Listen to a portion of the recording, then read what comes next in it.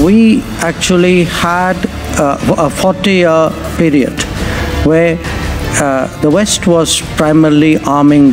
Pakistan. We turned to the Soviet Union as a military partner. इतनी बड़ी बात है कि अमेरिका में बैठ कर के अमेरिका को इस तरह से जवाब दे रहे हैं, और हमारे फॉरेन मिनिस्टर कहीं चले जाएं तो उनके मुंह से दो अल्फाज ही नहीं निकलते, वो बौखलाहट का शिकार हो जाते हैं। We've never really had anything other than a positive experience with the Soviet Union and then with Russia. Foreign minister है भारत के, उन्होंने जवाब दिया है और बड़ा तगड़ा जवाब दिया है। जी हाँ, डॉक्टर जयशंकर का कहना ये है कि जी भारत अपनी मर्जी से काम करता है और हरगिज किसी भी प्रेशर में नहीं आएगा और भारत को सिखाने की जरूरत नहीं है। There is a positive view of India within the country. India के अंदर से व्यू जो जा रहा है वो बड़ा इंपॉर्टेंट व्यू है, और आप देखेंगे कि कोई और मुल्क भी नहीं बोल रहा। इंडियन एयरफोर्स का प्लेन पाकिस्तान की एयर स्पेस में एंटर हुआ और 46 मिनट तक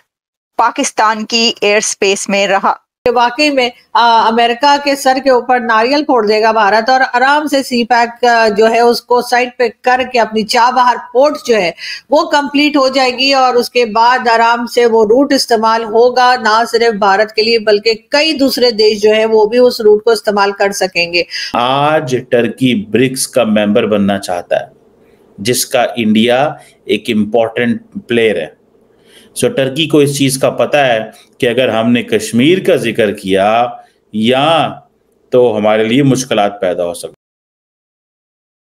दोस्तों, हमारे प्रधानमंत्री नरेंद्र मोदी जी इस वक्त यूएस का सक्सेसफुल विजिट करके वापस भारत आ चुके हैं, लेकिन हमारे foreign minister S Jaishankar sir इस वक्त अमेरिका में ही मौजूद है, जहां पर उनका एक स्टेटमेंट काफ़ी ज़्यादा वायरल हो रहा है पूरे इंटरनेट में। और दोस्तों, हर बार की तरह अमेरिका के जर्नलिस्ट फिर एक बार जयशंकर सर से भारत और रशिया के रिलेशन को लेकर के एक बात करते हैं और कहते हैं कि भारत को रशिया से दूरी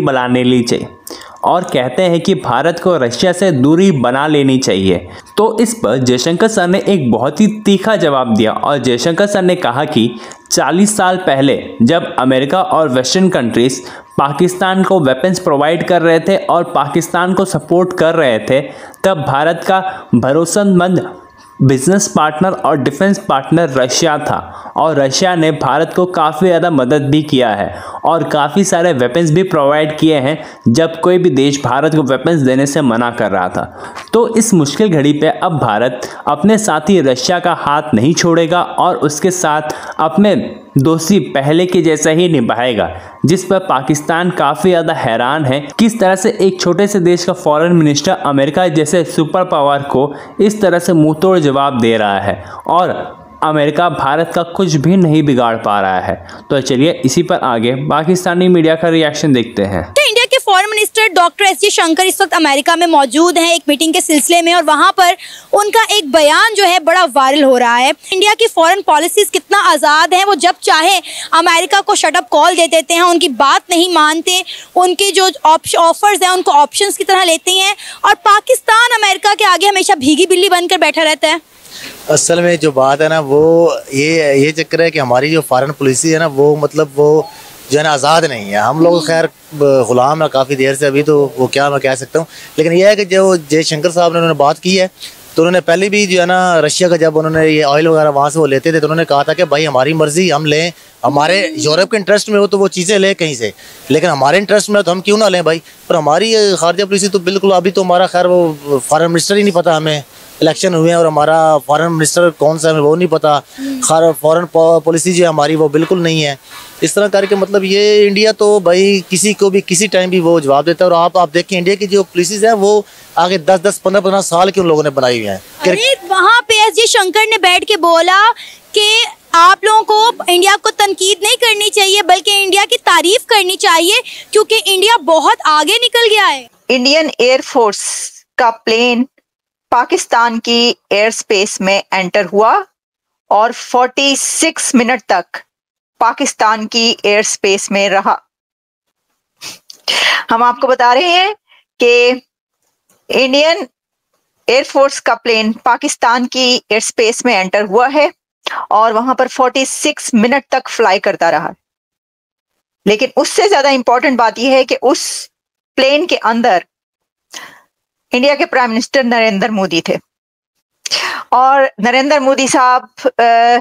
जब अमेरिका से उनकी वापसी हुई है तो वो पाकिस्तान के ऊपर से गुजरते हुए गए हैं। तो मोदी साहब पाकिस्तान के ऊपर से गुजर गए हैं। खबर यह है कि मोदी साहब पाकिस्तान के ऊपर से गुजरे हैं, सर के ऊपर से गुजरे हैं नहीं, मोदी साहब पाकिस्तान की एयर स्पेस से गुजर कर गए हैं। अब इसमें वैसे तो ये कोई बात नहीं है सवाल करने वाली, क्योंकि गुजर सकते हैं, सरों के ऊपर से तो गुजर ही रहे हैं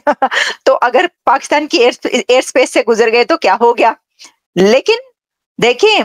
ये इस वक्त तो मैं आपको बता रही हूँ, आपको पता है कि लास्ट टाइम जब मोदी साहब का तैयारा पाकिस्तान की एयर स्पेस में एंटर हुआ था तो उधम मच गया था पाकिस्तान के अंदर।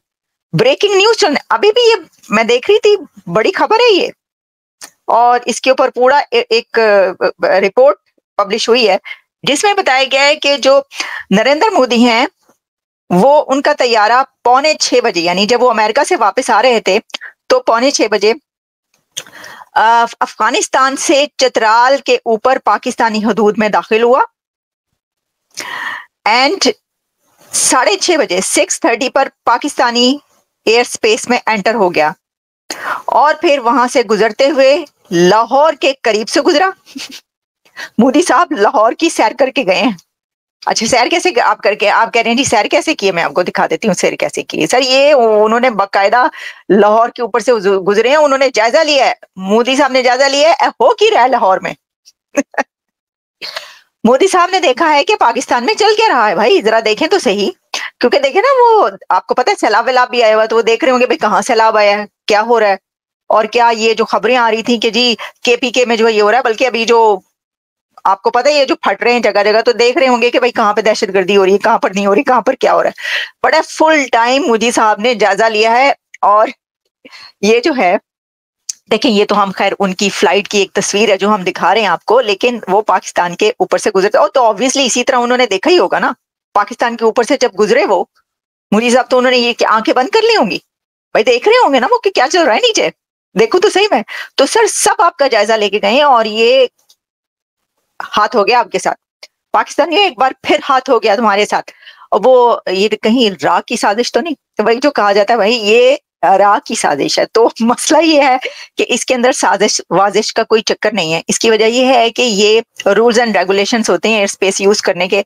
अच्छा, अब इसके अंदर सवाल लोग ये करते हैं कि भाई क्यों गुजरने दिया यार, क्या, बल्कि मैं तो कहती हूँ कि अब तो लोग ये कहते हैं गुजरने क्या दिया, आप उनको बुलाते हैं, उनसे कहते हैं कि थोड़ी देर हमारे इधर भी ठहर जाएं। देखिए एक वक्त वो भी होता था, एक वो वक्त भी होता था कि इस तरह से इतने कम से कम रिलेशंस थे। आपको याद होगा कि नवाज शरीफ की उनकी ग्रैंड डॉटर की शादी थी और उस वक्त तो पता ही नहीं चला, अचानक से जो है वो पता ही चला कि वो जो है मोदी साहब वहां पे पहुंच गए शादी के अंदर, पाकिस्तान में लैंड करके। उन्होंने ऐसे ही होने चाहिए, ऐसे ही होने चाहिए रिलेशंस, पाकिस्तान के लोग भी उधर जाते रहे, लेकिन अब तो वो हालात ही नहीं,